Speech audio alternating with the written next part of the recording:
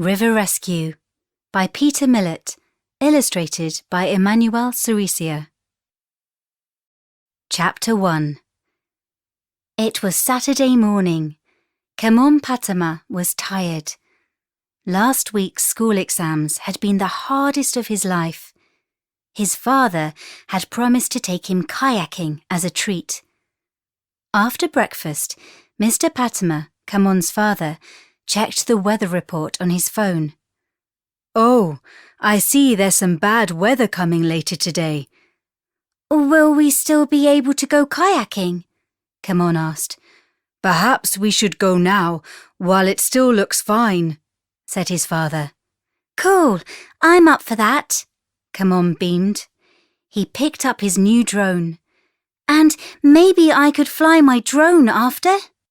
"I'll think about it, but not if the weather turns bad.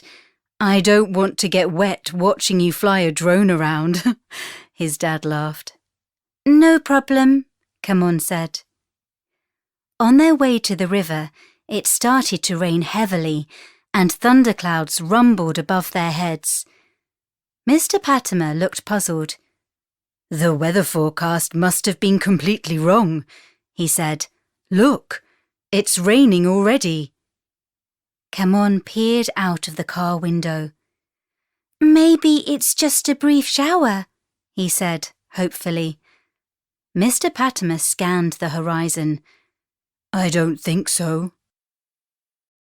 Chapter 2.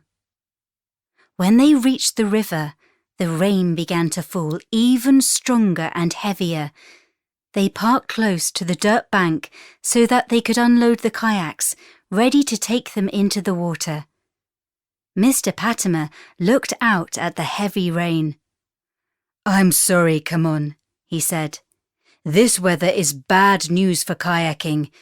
Maybe we should leave it until another day. Hopefully, then the weather forecasters will get it right."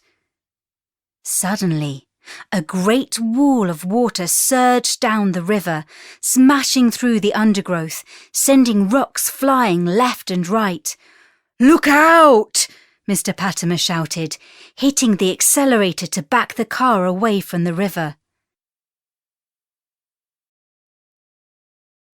"What's happening?" Kamon asked anxiously. "It's a flash flood," his father cried. "There must have been a landslip higher up the river." The water swept over the riverbanks, almost dragging Mr. Patama's car from where they had parked. "This is crazy," Kamon said. "It took hardly any time at all to get to this. It's lucky we were not out there on the river. I'd hate to think what might have happened to us." He fell quiet and watched the dangerous waters thunder past him. "Help! Help!" screamed two faint voices in the distance. Mr. Patama turned round and looked up the river. "Oh no! Look, Kamon! I think those boys are in serious trouble," he cried. Suddenly, a tall man banged on the car window. He pointed to where Kamon had seen the two boys. "Help! I need you to help me, please. My sons are trapped out there in the middle of the river." A moment later, two kayaks slammed into the dirt bank just in front of them. Mr. Patama opened his door and leapt out of the car. "Shall we call the police?" asked Kamon. "No," said his father. "There's not enough time. We must rescue them right now, or they will be washed away down the river." Chapter 3. Mr. Patama ran to the edge of the swelling river. Kamon followed. "How can we reach them out there?" he cried. His father shook his head. "If we try and paddle out to them, we could drown," he said. "Then we are no help to anybody." "They need life jackets," said Kamon, "to help save them from drowning." "How can we get life jackets to them?" the boy's father asked. "That's impossible without going into the water." Kamon ran back to the car. He had an idea that might just work. We have 2 life jackets. I think I can fly them out to them, he said. What? The boy's father said. But how will you do that? I can hook some ropes under my drone and fly it out to them, said Kamon. The rope can drag the life jackets across the water to them. Hey, that might just work, said Mr. Patimer. And maybe we can use the rope to pull the boys back as well. Kamon and his father looked for some long rope in the back of their car, but they couldn't find any.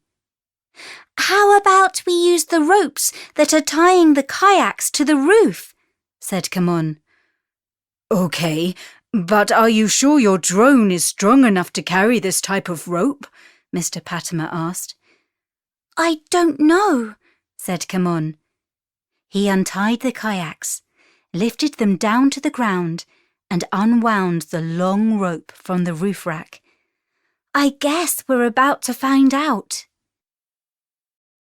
Kamon hooked the rope under the drone. Then he let it fly up into the air. It struggled to fly in a straight line, with the weight of the long rope dragging underneath it.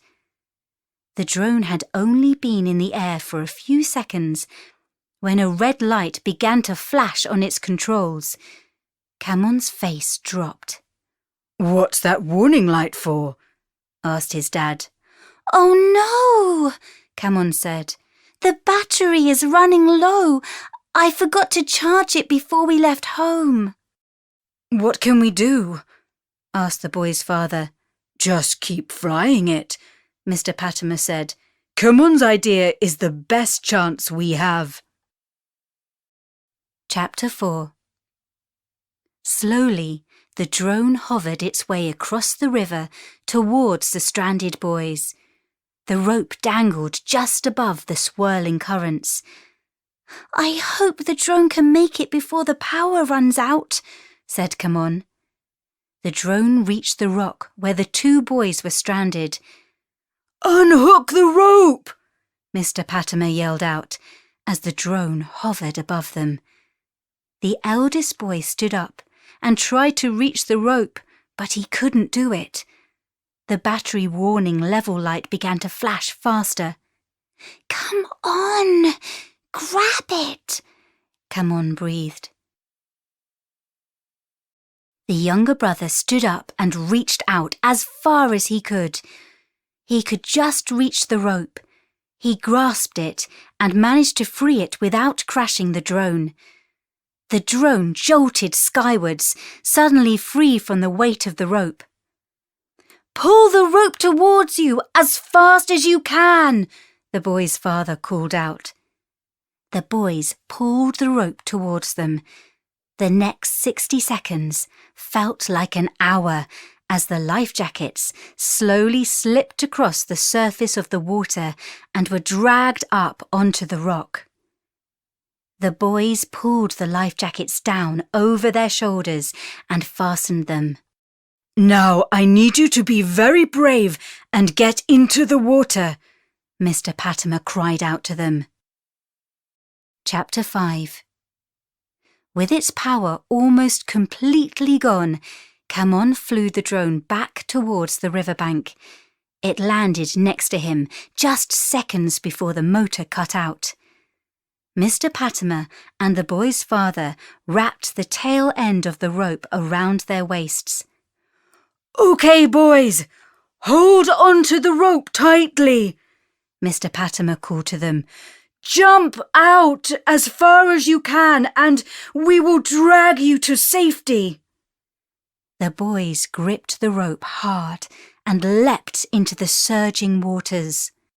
The 2 men grunted and pulled as hard as they could. Kamon turned the drone off. Then he rushed over and joined in, pulling the rope with all his might. The boys hung on tightly as the cold, muddy water smashed into their faces. Slowly but surely, they were pulled back towards dry land. Our river rescue is working, Kamon cheered. A few minutes later, the exhausted boys crawled up onto the slippery bank, safe from the freezing waters. Mr. Pathfinder, Kamon, and the boy's father bent over, panting hard as they finally let go of the rope. The two boys hugged their father and slipped off the life jackets. Kamon picked up his drone and smiled. Sorry, Dad, he said. I guess you did end up getting wet watching me fly my drone around after all. Mr. Pathfinder hugged his son. Don't worry about that, Kamon, he grinned. Today I was very happy to do it. School exams are over, and Kamon is finally ready to enjoy kayaking. A flash flood suddenly changes his plans.